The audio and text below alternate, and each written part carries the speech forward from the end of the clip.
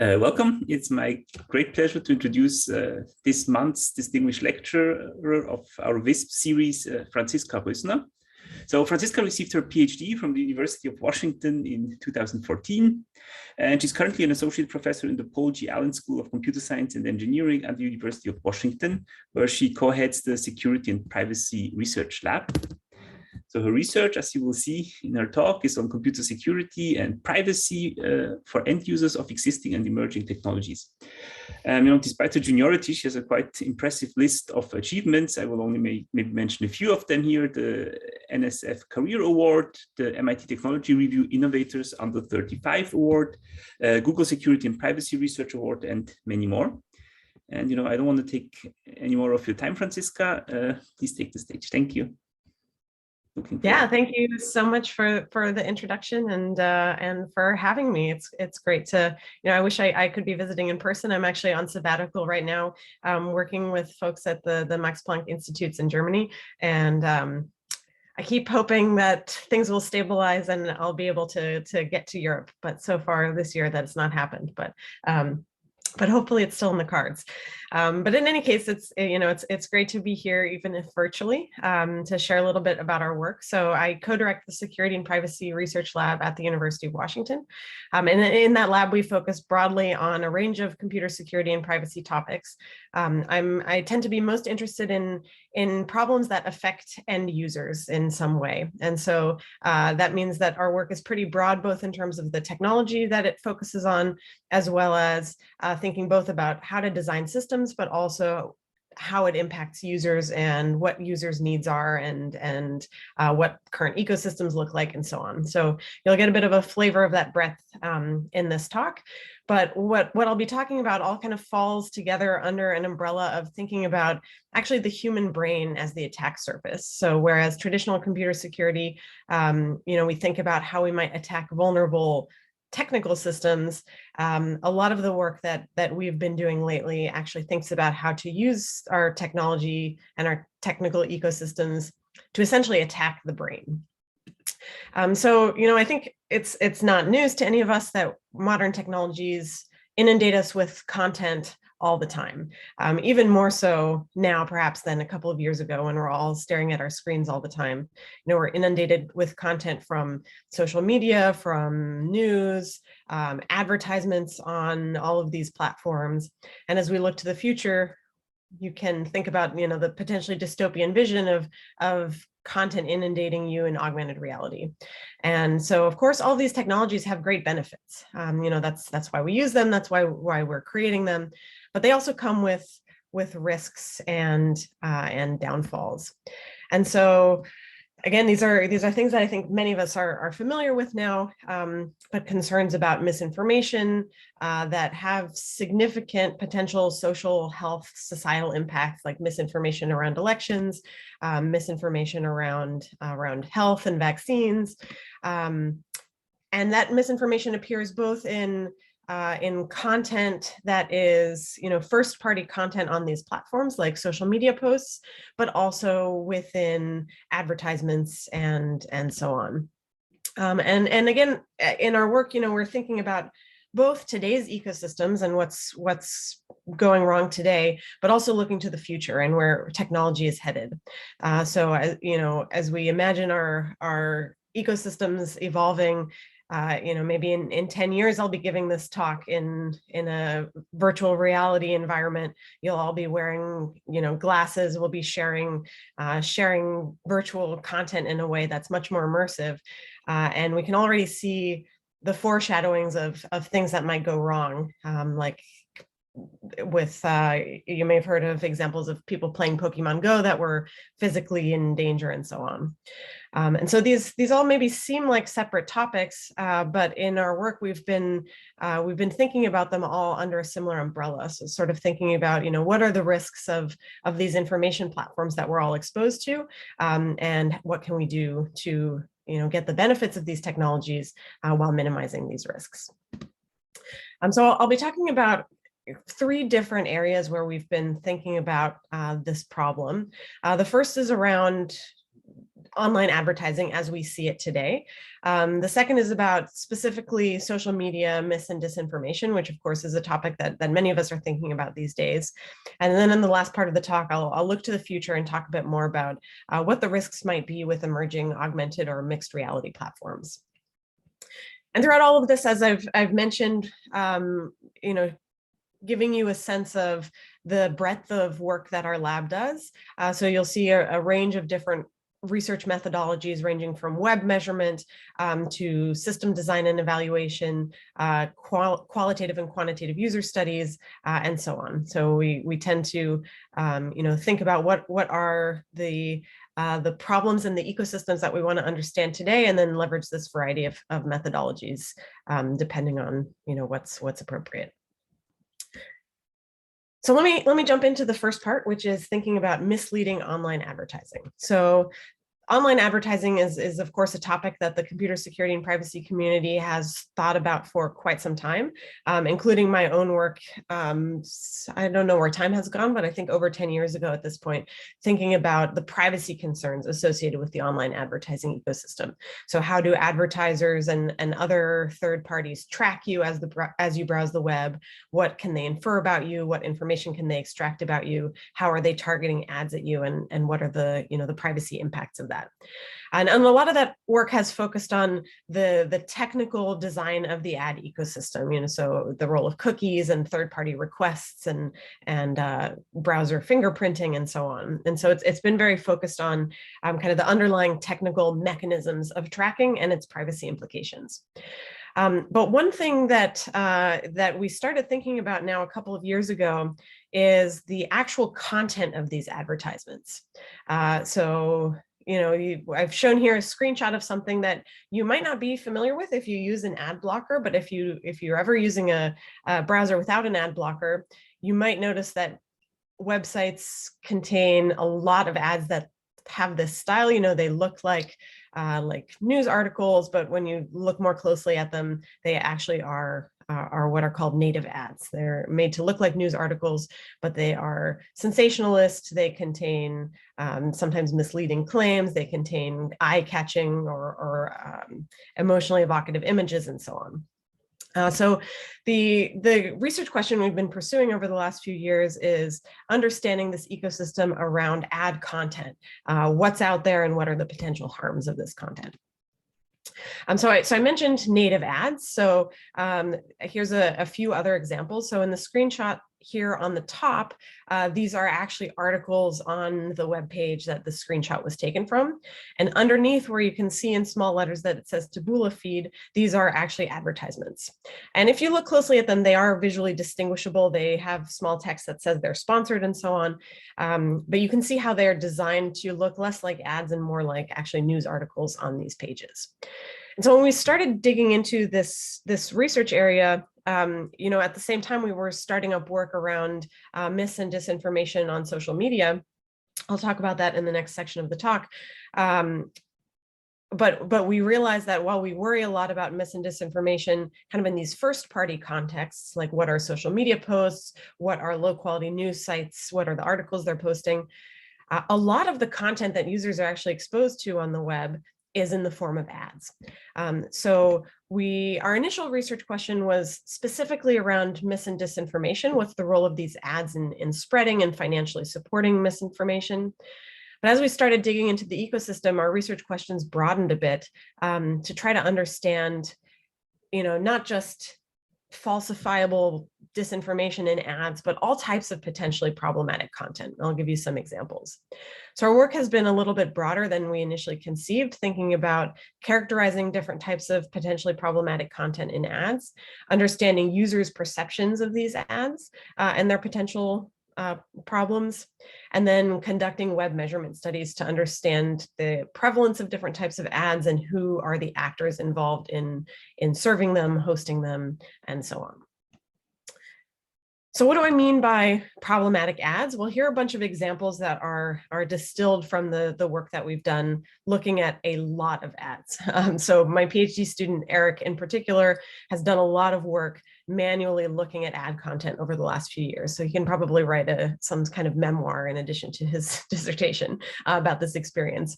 But from that, we did a lot of qualitative content analysis and identified different classes of potentially problematic content. So I'm saying potentially problematic because, you know, not all of these things are problematic in the same way that we might think of scams or exploits. And we've kind of observed problematic content on the spectrum, ranging from, like I said, the really problematic things like malware that's served through ads.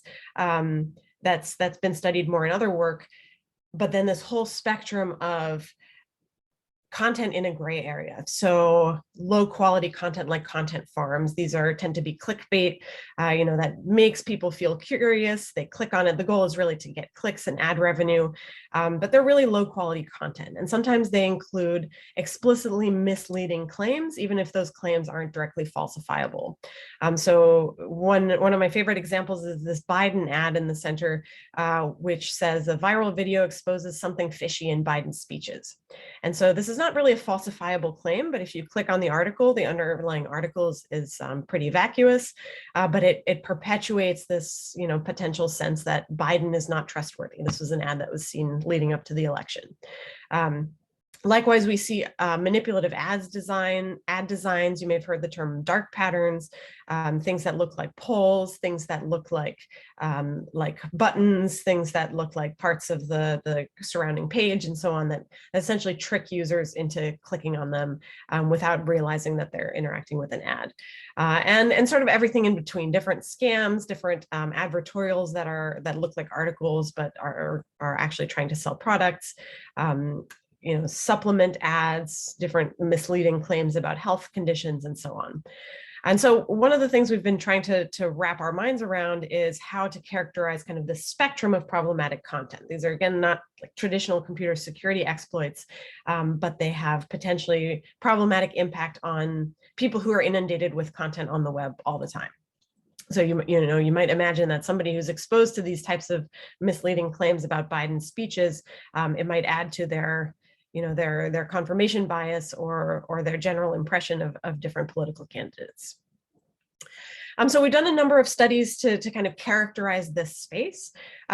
We initially started out assessing things kind of from our researcher perspective, doing qualitative content analysis, but we've also run a large scale study to assess people's reactions to these ads and which types of ads they think are problematic.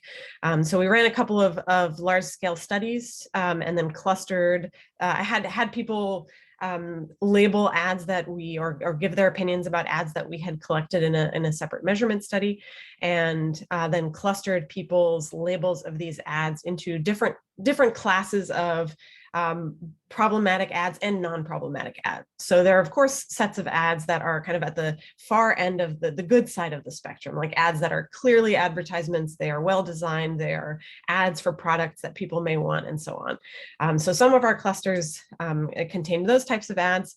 And here, what I'm showing you is two of our clusters that had the most problematic labels from our participants.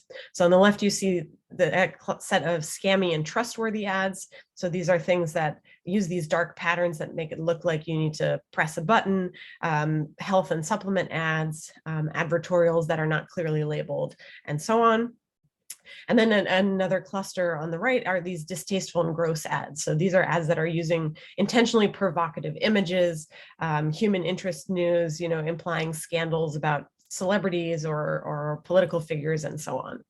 And these classes of ads, again, are, they're not traditional exploits in a sense, but they're contributing to this content that people are inundated with, that's impacting the information ecosystems that we like to think about the internet as having democratized information and helping inform people. But of course, the reality has not quite been so utopian. So then a big part of our work has been studying this ecosystem empirically. So how prevalent are these types of ads?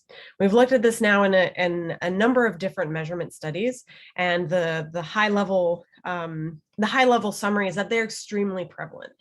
So if you turn off your ad blocker, you might expect to see around half of the ads, so 50% of the ads that you see on the web might be these types of low quality, misleading, clickbait, deceptive types of ads. So for instance, looking at the data set that we had labeled by our participants, if we look at the percentage of ads that were annotated by at least half, so we had panels of participants, so multiple participants labeled each ad. If we look at the ads where at least half of the participants who labeled them agreed on a certain label, you can see that in our data set, with a random sample of ads from the top 3,000 websites, 20% of them, half the participants agreed were clickbait. The red bars here are problematic labels and the blue bars are good labels. So there's, there are, of course, good ads as well, but there's a large fraction of ads that fall into this kind of gray area of problematic. Likewise, we did a measurement study with researcher labeled ads. So this was us labeling the ads, and we compared ads on the top 100 news websites and the top 100 misinformation or low quality news websites that had been labeled in previous studies. And there again, we found high fractions of problematic ads in our crawled data. So for both misinformation and news websites on the article pages, around half the ads are problematic in one of these categories. And one of the things that was surprising actually in this study is that we went into it with the hypothesis that misinformation websites would contain more problematic content. And we thought that maybe we would find that problematic ads and misinformation sites kind of lead users further down a rabbit hole. Misinformation sites maybe have more misleading ads that lead people further down to more misleading sites and so on. But in fact, what we found is that the top most popular news sites contain nearly as many, or on the homepages even more, of these types of clickbaity and problematic native ads. And so it's almost more concerning in that context where people are visiting sites that from journalistic outlets that they otherwise trust, where they might mistake some of these misleading article-looking ads for actual articles. And so both the top news websites and these lower quality sites kind of relying on the same economic ecosystem to fund themselves. The last piece that I'll talk about here is a case study that we did around the 2020 US elections. So at that point, we had set up our crawling infrastructure. We had done these previous studies. And so we had an opportunity to crawl a bunch of websites around the 2020 elections, 6 weeks leading up to the election, and then also 6 weeks after the election, because you may remember that after the US election, there was a lot of things that still happened up until the insurrection attempt on the Capitol in January, as well as lack of clarity around who won the election, re-election or additional elections in Georgia and so on. So during that time, we collected about 1.5 million ads from about 800 news and media websites, including misinformation websites, crawling from several different locations in the United States. So geographic areas that kind of represented different majority political beliefs. And so within that data set, there are about 56,000 political ads.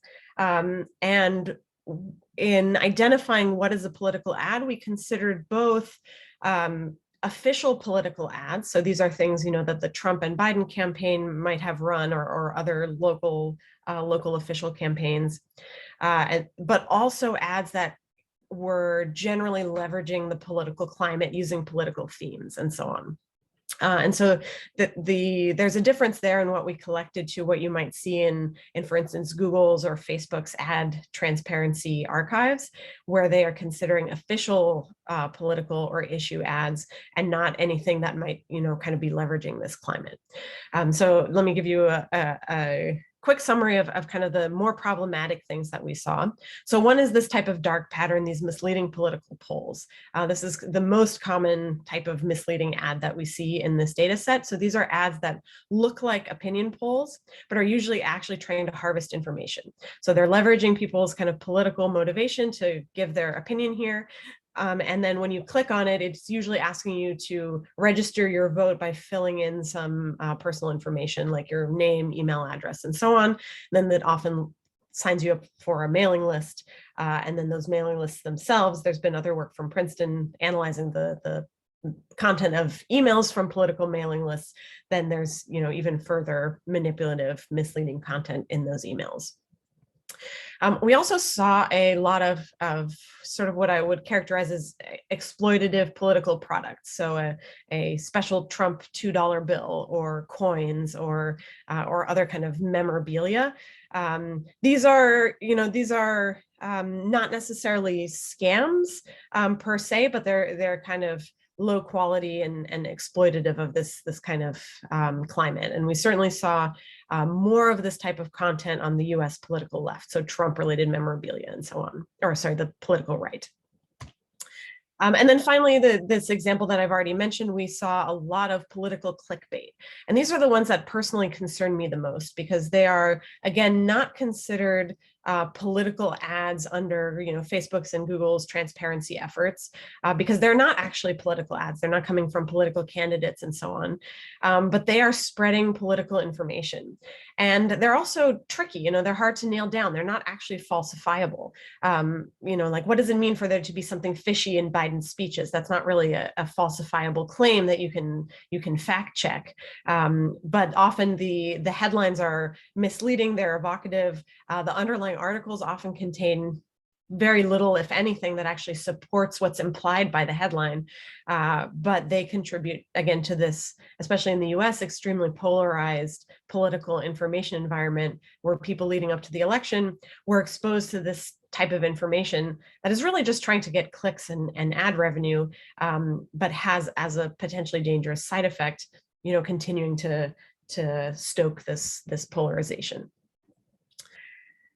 Here's my favorite example. I show this mostly a bit for entertainment value. We didn't see a lot of ads like this, but this is kind of the most extreme, dark pattern site that looks like a potential operating system alert. It's an outdated operating system alert, so it's hard to know what the actual intent here was and maybe what the demographic of the intended audience was.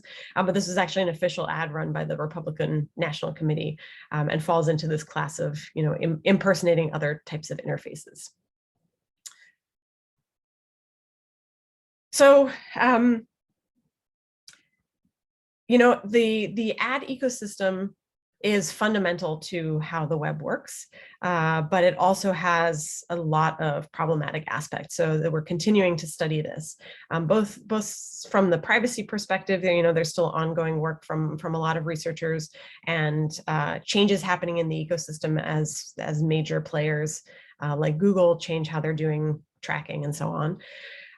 But also, our work speaks to needing to think also about ad content as an important piece of our information ecosystem. So as we're thinking about, misinformation, deceptive content, and so on, the information that people are exposed to, we should be thinking not just about first-party content, but also third-party content.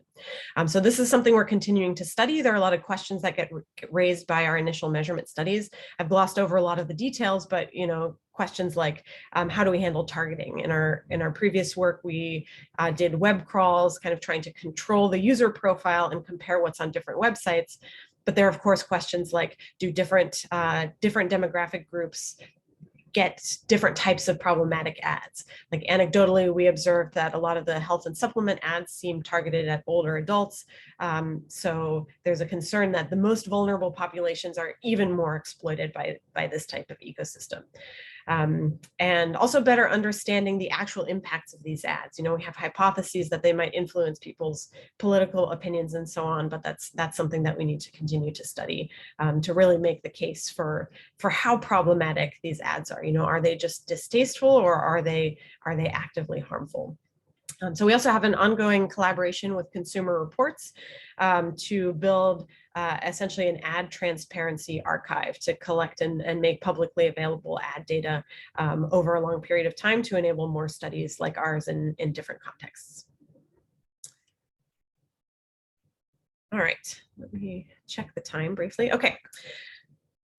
So, of course, in addition to this third-party content in the ads, we also need to worry about mis and disinformation posted directly as first-party content. And often these discussions center around social media, where people reshare and engage with potential misinformation. So social media, of course, has become a major source of not just entertainment, but also news for a lot of people. So there's a 2020 study from the Pew Research Center that Facebook is a regular source of news for about 1/3 of Americans. This is not necessarily people explicitly seeking out news there, but that's where they get their news as they're browsing. So there are a lot of research questions more broadly that the mis and disinformation research field, which is kind of a growing interdisciplinary area, a lot of research questions to ask here. And research questions that we've been interested in center around how people interact with this type of content on social media. How do they assess content? How do they make decisions about what to investigate and how? And ultimately, understanding how people engage with this content can help us design potential mitigations. So what should the role be of, for instance, platform design? Like what should Facebook or Twitter do, or what should third-party tools do to help people in their investigations? So one way that I think about misinformation is as kind of a flow of data. So, and then we can think about different points in that data flow for where to deploy defenses. So we might think about, preventing people from posting it in the first place. And then once it is posted, we might think about how to prevent it from spreading. And eventually it reaches, the eyeballs of people who are incorporating it into their their understanding of the world. And so a lot of the defenses that social media platforms do at the user interface level are at this last point where it's reaching the human brain. And so a lot of our work has focused on understanding what's happening at this last point. The information has been posted, it's spread, it's reached an end user. So there are a lot of different questions that we can ask here and different methodological approaches. So we can try to understand misinformation, how it's spreading through different platforms or ecosystems. We can, theoretically model things, or we can study people. We can also study things quantitatively. And so we've done some of that work that I won't talk about today, using large scale data to understand how people interact with misinformation, how it spreads, and so on. And we can also study this qualitatively. And so that's the study that I'll talk about today. So doing in-depth, usually smaller scale studies where we're trying to understand not necessarily how prevalent different strategies and experiences are, but to surface and explore the different types of experiences that people have, to help us really deeply and richly understand these types of interactions. Whereas quantitative data can give us kind of large scale and more generalizable information, but a lot less in depth. That can kind of tell us what people are doing, but not how and why they're doing it. So I'll describe the study that we did. So we used a semi-structured interview approach. So this was in the pre-pandemic time. So we actually met with participants in person. And our research questions were again around, how do people interact with misinformation on their own social media feeds? A lot of prior work had looked at interactions with misinformation on sort of fake or curated social media feeds, like a researcher's account or something like that.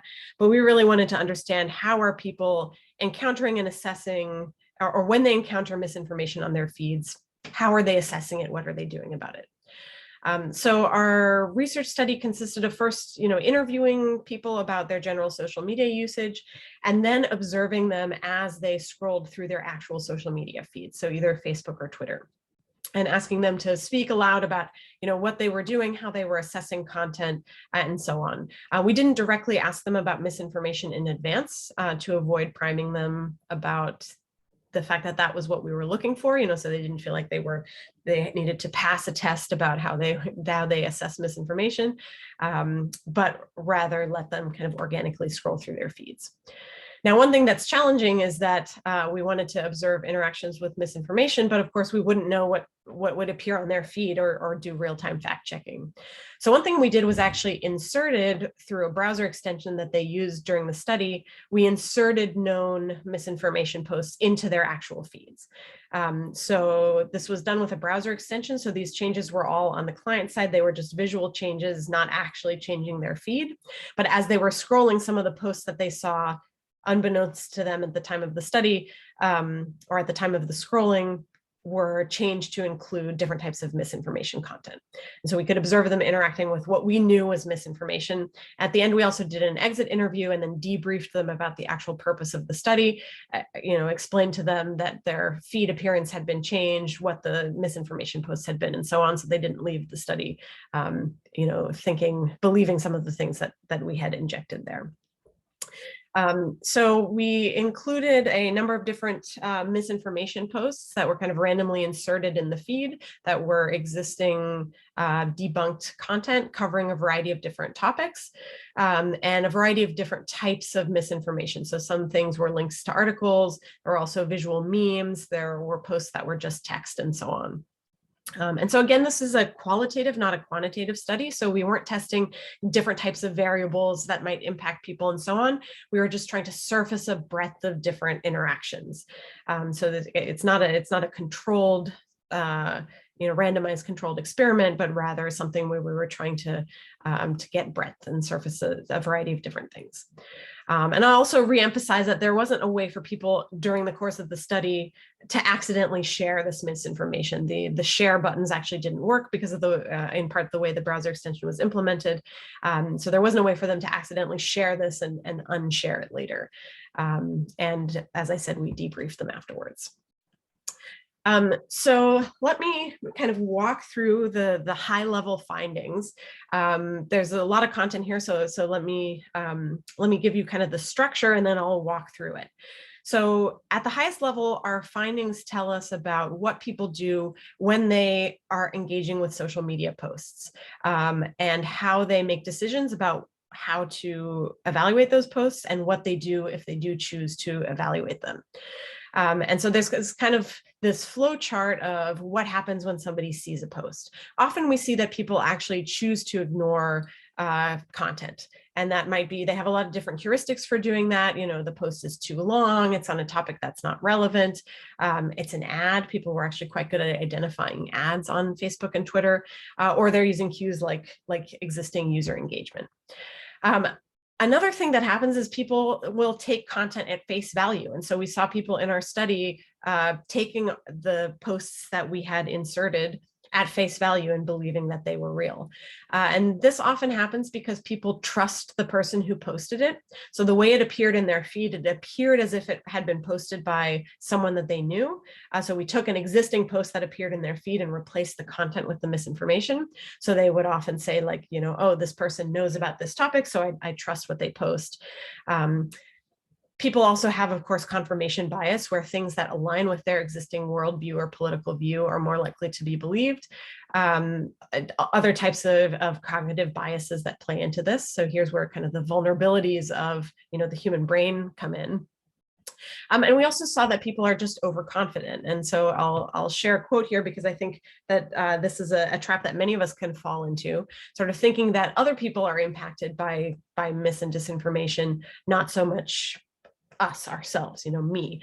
And so one participant said, for example, I tend to associate fake news with the political right, and I don't follow anything on the right. So they didn't think that they would come across misinformation on their feed, and that led them to be overconfident and over-trusting of the content that did appear on their feed. And it is the case that, fake news or misinformation tends to cluster around certain types of topics and certain types of views and so on. But there's been plenty of past ecosystem studies showing that there is misinformation on both sides of the US political spectrum and so on. So, okay, then the center here is sometimes people are skeptical about posts, and they're again using different heuristics to decide that they're skeptical about a post. Like it somehow seems too good to be true, or too bad to be true, or it looks photoshopped. Or one thing that really surprised me that we weren't explicitly looking for is that people were had very good mental models of their own feeds. So because we were modifying their feeds, there were sometimes things that didn't quite make sense. Like, why would this person post about this topic? Or, this doesn't seem like something that would normally get posted in this group or something like that. So people were very, very good at picking up on these subtle inconsistencies and being skeptical. So then often it actually turns out that people choose not to investigate this further because they are burned out on political topics. They're just not interested in this topic. They're not in the mood to deal with this right now, or they don't have time. They are waiting for the bus and the bus is coming. Or it's hard on their mobile device. On a desktop, you can open another tab and do some research. On a mobile device, it's very hard to flip back and forth between different contexts. And so one thing that really stood out to me here is that all of this information, again, we're inundated with information online, and it's all collapsed together often into the same contexts. So people were scrolling social media to maybe interact with their friends, learn about what their friends are doing, but that's interspersed with political content. So people weren't trying to read the news, but news was still reaching them. So they were disinclined to further investigate things because they just weren't trying to read the news right now. But nevertheless, we need to worry, of course, about the impacts of those headlines that they read or posts that they read while they were trying to ignore them. And of course, people are seeing lots and lots of content. So for instance, one participant said they might spend about 8 seconds on a tweet before moving on. And that's actually maybe, if you wait 8 seconds, if I were to count 8 seconds right now, it would feel kind of long. It's probably a high estimate for how long people spend on content when they're just scrolling through their feed. So that's not a lot of time to assess information critically. When people do investigate, they use techniques that I think are pretty commonly recommended, like investigating the claims directly, doing Google searches to try to see what other sources are saying about this, evaluating who is posting it and whether they have expertise in this topic. And one thing that was particularly interesting that we've been digging more into lately is the use of comments and the community on social media to try to assess content. So seeing what other people said, sometimes themselves commenting to correct something, and doing it directly within the interface of the platform. One thing that I would say is that again, we might kind of congratulate ourselves by saying like, oh yes, I do these things. But one caution is that I think we sometimes do these things less than we think we do, or less well than we think we do. So even in our study, people would sometimes abstractly describe using these types of techniques to assess content. But then when they were actually scrolling through their feed, they maybe took things at face value because of confirmation bias or something else that in practice they were not quite as critically investigating the content as they maybe wished they did or abstractly think they do. So why do we do this type of study? On the one hand, it's just interesting. It's interesting to understand what exactly people are doing, but ultimately we want to understand how we can help people do this better. A lot of people are, trying to be conscientious consumers of information, but it's hard. They're inundated with content. It's hard to assess. It takes a lot of work, a lot of time, et cetera. So there's a question of, what is the role of the platform design or other interventions in helping people assess content? And there are a lot of different designs. We've studied this both in this study and subsequent studies, and some of the existing designs, unfortunately, don't work very well. So for instance, one thing that you maybe have never seen before is that Facebook has this little I button on articles that are posted on the feed. And if you click that button, it gives you some more context about the source, in this case, the Seattle Times. But in our study, likewise, don't feel bad if you've never noticed this button. Nobody in our study had noticed it before either. So it's, it's kind of a nice idea to give people more context about the source and whether they might trust it, but in practice, people aren't using this. There are other types of kind of more explicit misinformation interventions that exist and that we've studied. Like on the top right, you see a post-specific intervention when something has explicitly been labeled as false. Like in Facebook's case, by Facebook's fact-checking partners, it will be labeled as such in the feed.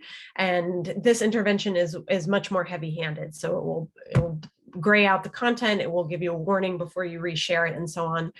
And it turns out this type of intervention is actually quite effective, but it is also rare. So the set of, from our quantitative study, we know that the set of content that Facebook has actually actively fact-checked as false is very, very small.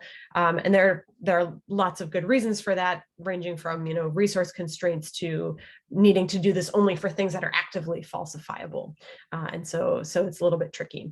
On the bottom right, you see this kind of more general intervention. This one we have found, people appreciate the intent, but it doesn't really seem to have an impact.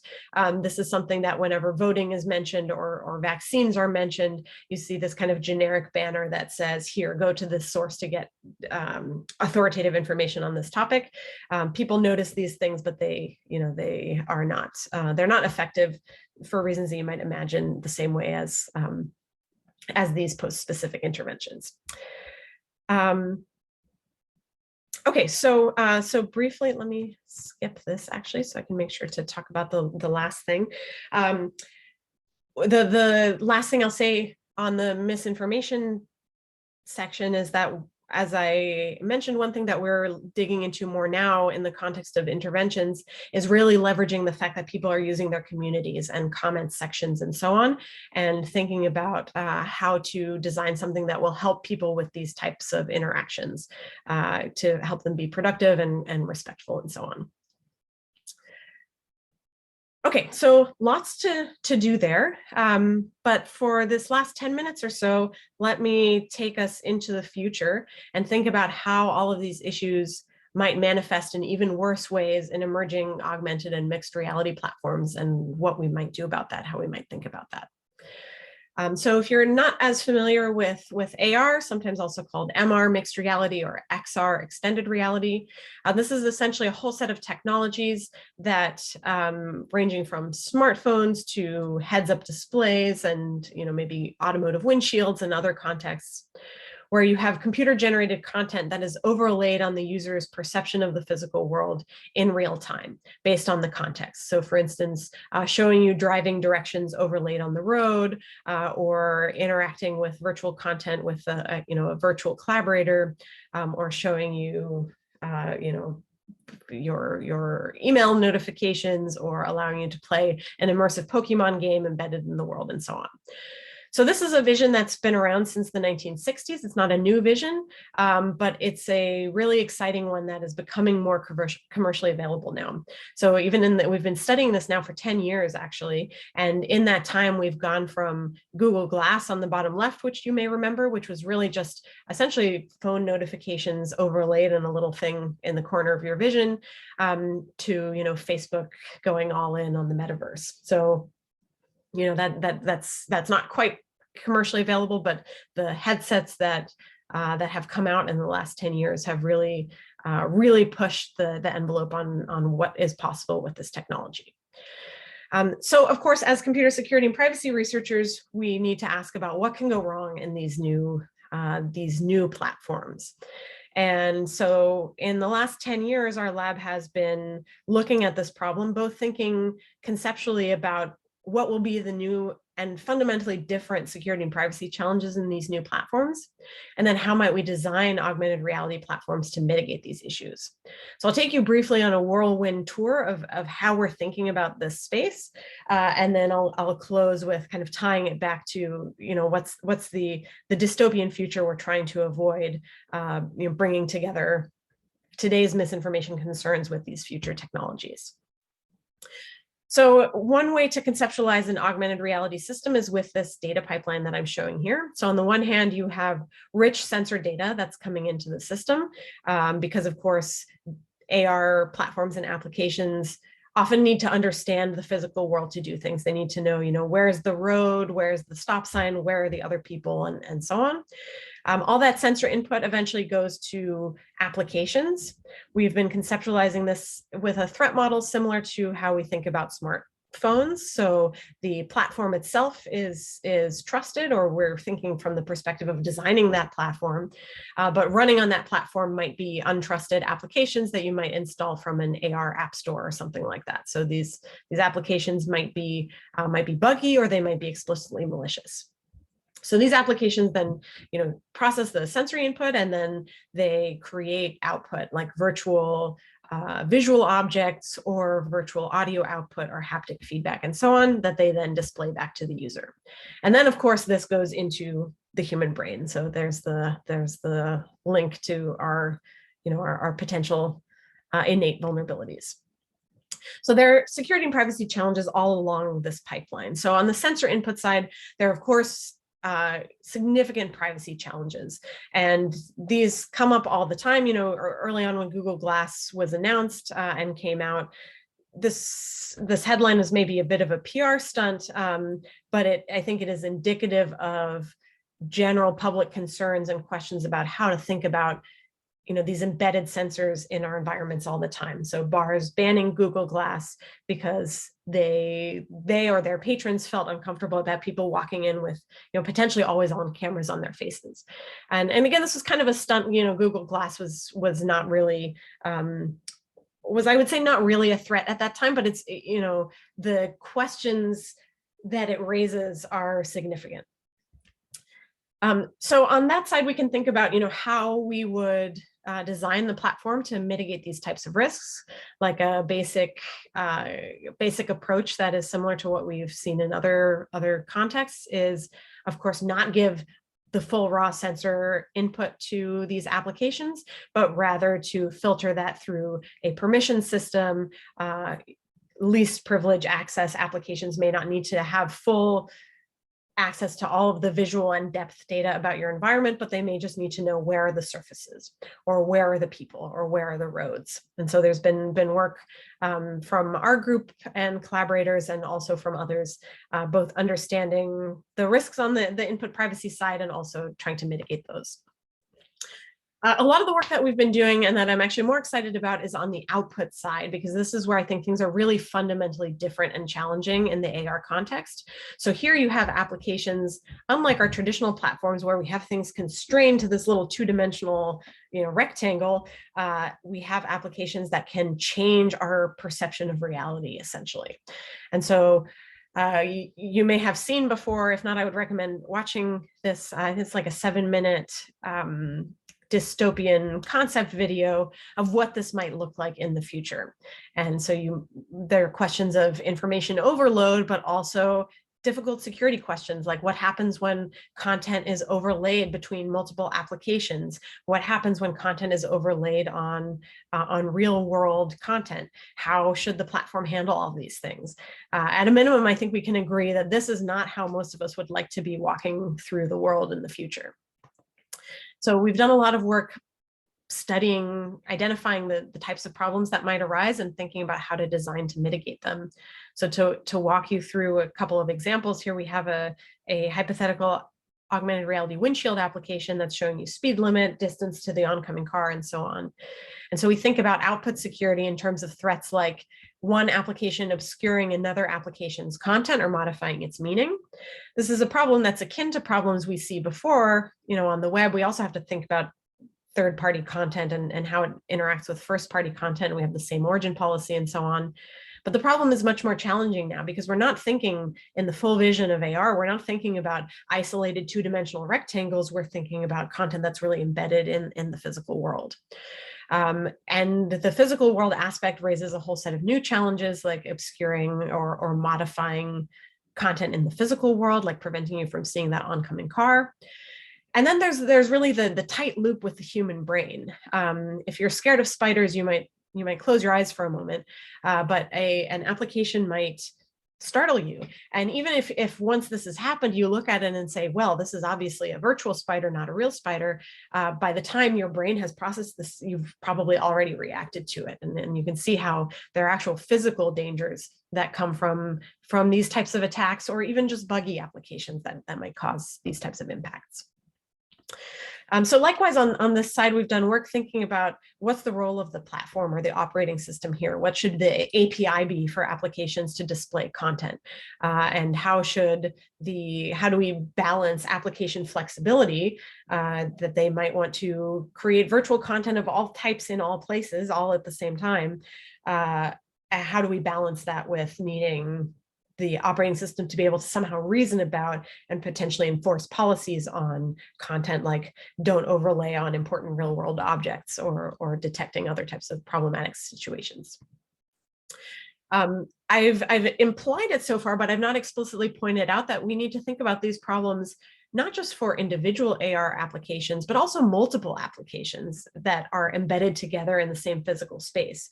The full vision, again, is that you might have your Pokemon game, but also your calendar reminders and also your driving directions, or walking directions, maybe if you're playing Pokemon, all at the same time embedded together. And so thinking about how we should compose content securely and safely from multiple applications, securely handle user input to all of that content, and so on, is a real challenge. And then, of course, we need to think not just about individual users using this by themselves, but multiple users who are interacting in the same physical spaces and who may be sharing virtual content. That virtual content may be partially shared, partially obscured, different. I may share things with my collaborators, but not people walking by, or my family, and not strangers, and so on. And yet we're interacting in the same physical space. Also need to think about physical and digital space ownership. Who gets to draw things on my house? What if that content is offensive? Does it, do I get to have a say about what can be drawn on my house and who can see that, and so on? So there are a lot of challenges here that come from this integration of the physical and digital spaces in ways that we haven't seen with traditional technologies. So one last thing that I'll talk about is kind of bringing this together to our concerns about misinformation and so on. One of the things that we see even from users today thinking about future AR technologies is a concern about how they might be misled.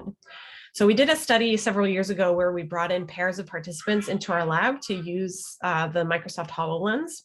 And there are a lot of interesting things that came out of this study with people about their expectations and concerns and so on. But I'll just mention a few things. One is that first of all, people very quickly start to modify other people with virtual content. I've seen this in this study. They modify each other, they modify the researchers.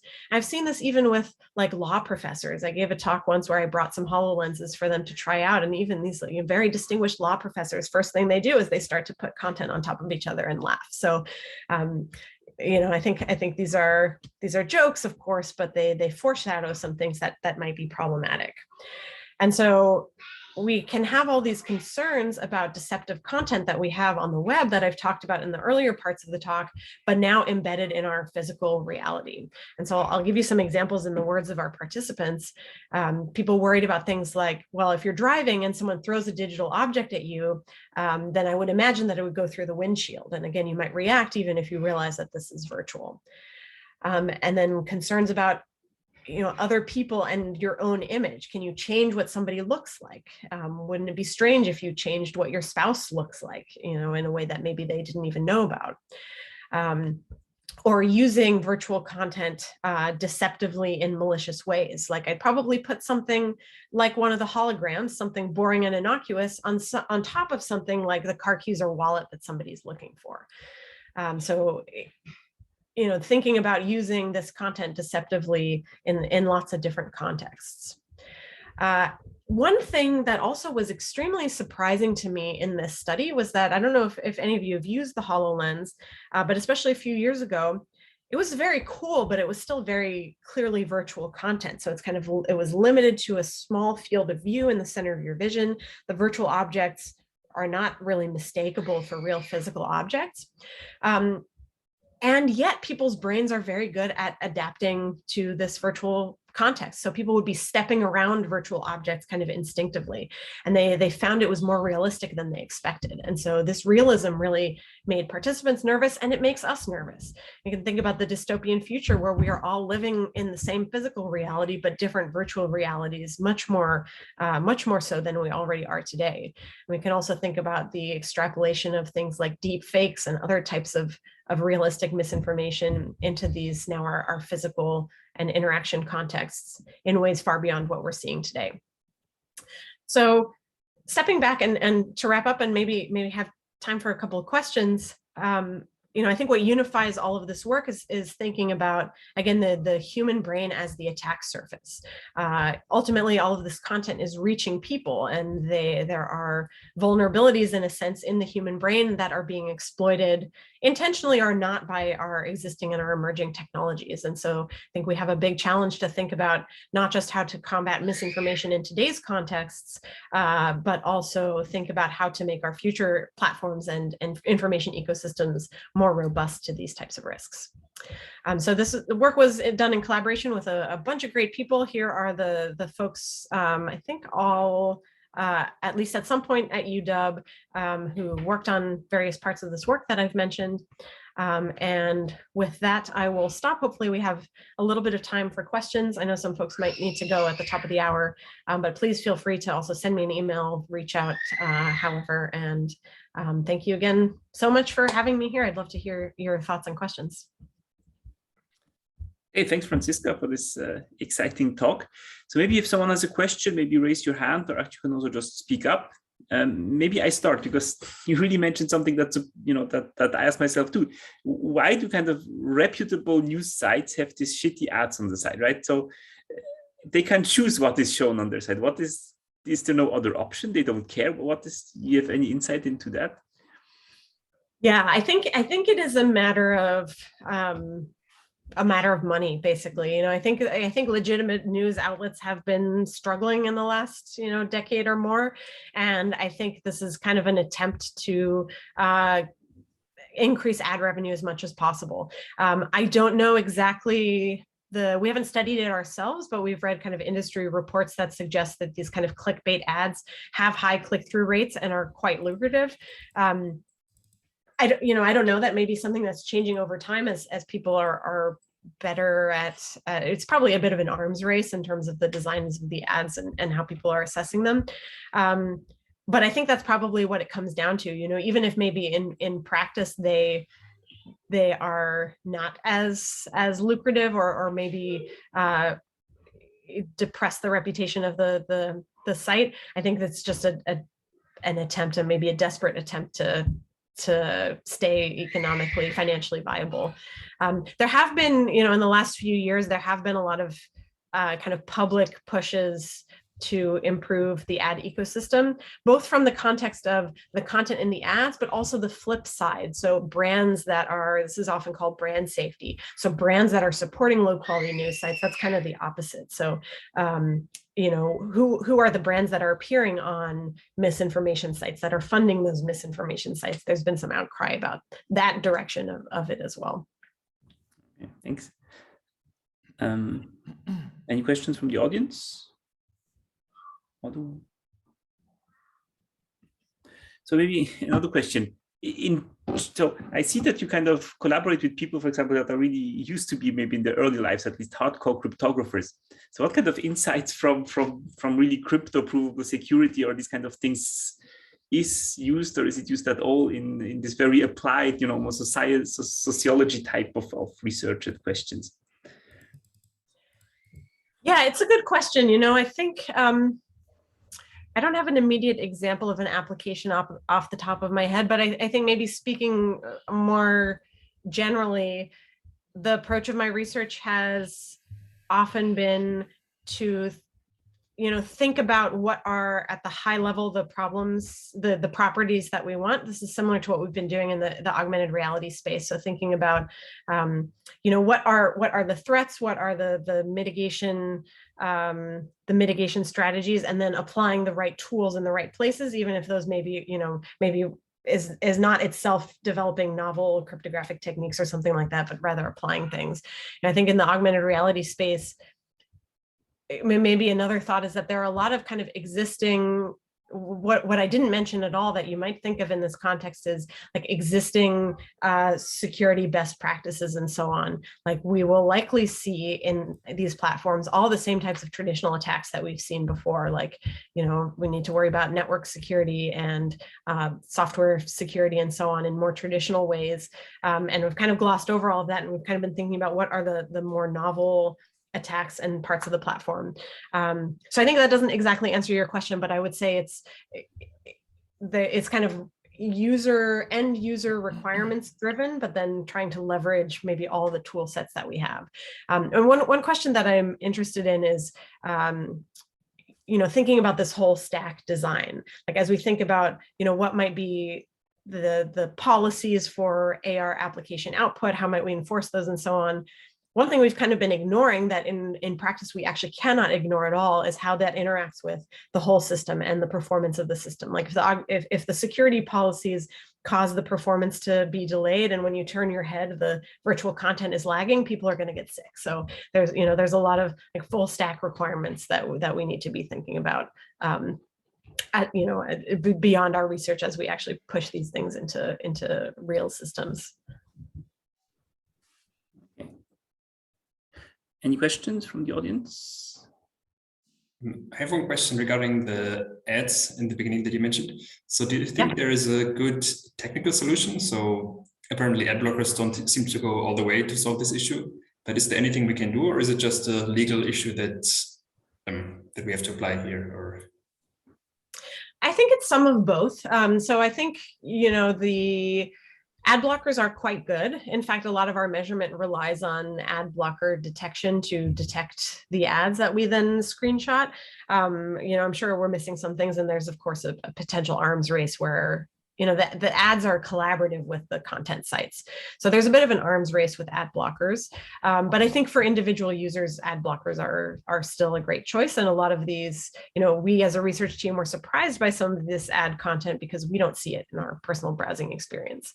I think there are also policy questions, both in terms of legal policy, but also company policy. So for instance, we saw a lot of ads that are kind of on this line, in this gray area, where if you read the ad platform policies, they seem like sometimes they maybe actually shouldn't be allowed, but they're just this side of the line. Or maybe some of them are actually hard to detect. Actually, you know what, maybe one thing I forgot to mention with the election ads is that there is some good news there. So one type of bad ad we could have seen is explicit election misinformation, disinformation, like incorrect information about when and where to vote, or incorrect information, you know, about who won the election and so on. We did not see anything like that. So there is, to some extent, the ad platform policies on that type of content were working. That doesn't mean that they didn't, you know, nobody was doing that, but it certainly wasn't at the scale that we caught it in our measurements. But that means that a lot of this stuff in the gray area, I think, sits more in, you know, thinking about the broader ecosystem. And we maybe also need to think about how to rethink monetization and tracking and so on. So these things kind of all go together. We've kind of ended up in this, I don't know, like local maximum of design where we end up with these ads funding all of our content. And it's, yeah, I think it's maybe not quite the utopian internet we hoped for. Okay, thanks. Okay, thanks. So if there are no more questions from the audience, very quiet audience. I think everything was so clear that, you know, thank you again. There are some questions in the chat, I think. Oh, in the chat. Yeah, so the first question from Lori, no, I'm not familiar with that work. It sounds really interesting. I'm gonna copy this name and check it out. Thank you for the pointer. It sounds really interesting.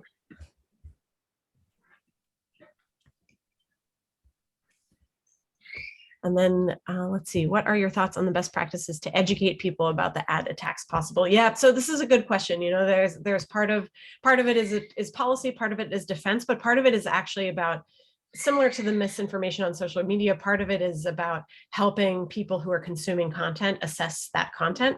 So actually one thing we're working on is a browser extension that can help people identify ads and not just say, you know, here's the ad, but one thing we're actually working on is building a model to predict kind of the potential implications or impacts of clickbait. So for instance, for an ad that says, hey, there's something fishy in Biden's speeches, you might imagine a browser extension that highlights that ad for you and says, like, you know, beware, this is using this type of tactic to undermine trust in this political figure or something like that, to kind of help people think twice about this. Now, whether that will work, you know, there's research to be done about whether that's actually effective. But I think as in the social media misinformation space, there's a role, it's not the only solution, but there's a role for trying to help people who are trying to consume information do so better.